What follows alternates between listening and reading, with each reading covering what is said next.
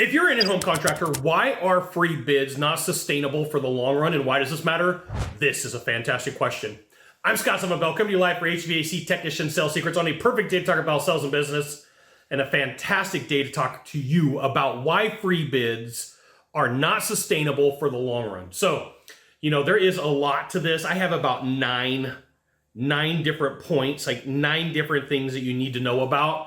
And first, I want to point out something. In my mind, bid stands for beat idiot's deal. So when people say, I'm getting bids, I'm like, okay, you're going to have guys trying to beat each other's deal, beat idiot's deal, trying to get the cheapest price, when in all realities, the race to the bottom does not keep companies open. So number one, bidding situation started with government contracting as a way to keep costs of projects low. It wasn't really ever meant for the consumer sector. But the idea, the process was adopted, and people who were working for the government goes, oh, this is how you should go out and make a purchase. Now, when you do a bid for the government, they will give you the specs and say, here's everything that I want you to do. When you're doing contracting, you're dealing with human error, you're dealing with design, you're dealing with construction. So to an extent, you can come close, but there's intangibles that you're not going to ever be able to meet. Number two, places like magazines and consumer products will tell you to get 3 bids, but they don't really tell you what to do. They tell you to compare. Great. What am I supposed to compare? Right? Well, the universal thing that people look at is like, well, if I don't know what I'm supposed to compare, by default, I'm supposed to look at price. And so maybe in your sales presentation, you have to have the explanation that one of the reasons people get 3 bids, if the person's on that path, is to make sure the job's being done right. And, maybe you ask the question, is price the only, emphasis on only, thing that matters, right? So, like, if they say yes, and like, maybe it's not your job to spec out and draw out a design of everything they're supposed to do, so they just take your proposal and tick off and go, oh, well, Chuck in a truck over here is doing the same exact thing, okay? I promise this will all get to why bids in the future will probably be charged for. 3, free bids are a legacy. And when you take a look at how marketing changed, how advertising's changed, how social media has changed, there's a lot of metrics that a consumer can use.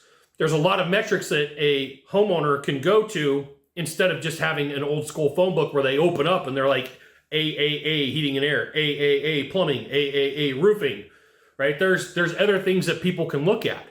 And this is why it's important for you to build out the information about your company or organization, or even yourself.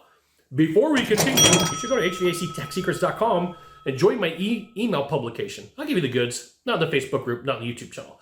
And if you're a consumer and you're like, Scott, you're bonkers, you're out of your mind, right? Free bids are gonna be around forever. Well, I gotta let you in on a secret. Your free bid is not so free, right? The big companies, the small companies, they have a marketing budget, and they figure cost of doing business, XYZ. They take the number of the piece of equipment, and this is one of the things that you may not understand. They take it and they're like, okay, here's the cost of equipment, here's the cost of labor, here's all the cost of all the intangibles, here's all the parts and pieces, and cost of buying that click, which could be between $400 and $1,200 depending upon temperature, location, company, sometimes $2,000. And so what consumers don't realize is they're paying for the marketing to get multiple bids anyway. They just don't realize it. So like, you would have to be really good at explaining, hey, either A, you can pay for that click for that company, or B, you can give me a little bit less money. You're paying $400, $1,200 for that click, or you're paying me $199 for my bid. Whatever the number may be, I'm giving you a placeholder, right? So what most consumers don't know is they are by default paying for these bids, but these marketing numbers are not sustainable. They're not. So every year, cost of marketing increases somewhere between 15 and 30%, typically around the holiday season.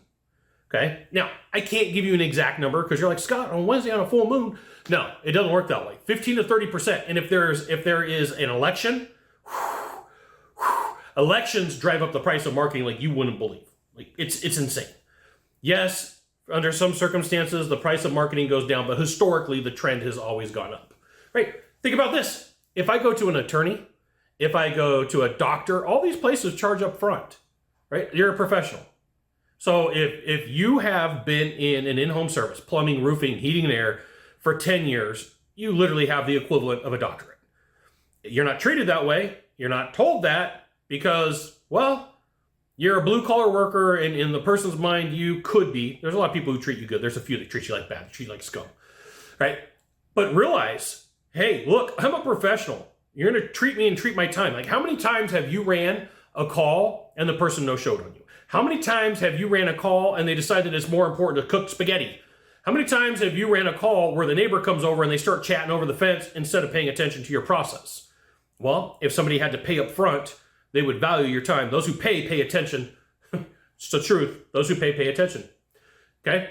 So the cost of business keeps going up. Cost of business keeps increasing. I live in California as of today.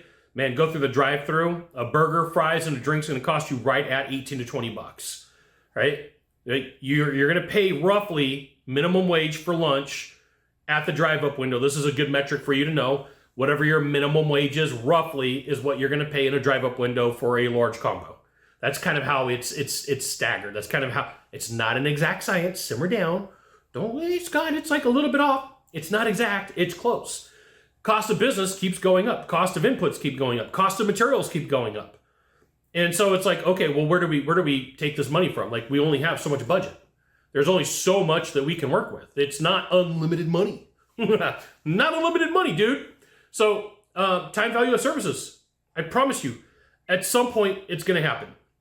These people who get 10, 15, 20 bids, and they take all of the information down and like, well, this guy says I need to do this, and this guy says I need to do that, and this guy says that I need to do this, and crowdsource, and like, now I'm going to go, and I'm going to cherry pick, and I'm going to tell the guy, you've got the lowest bid, but I want you to fight this guy, and you got the lowest bid, and I want you to fight this guy. It will help stop the insanity. Does it fix everything? No. But I got to tell you that I think it would make the in-home services space a much better place.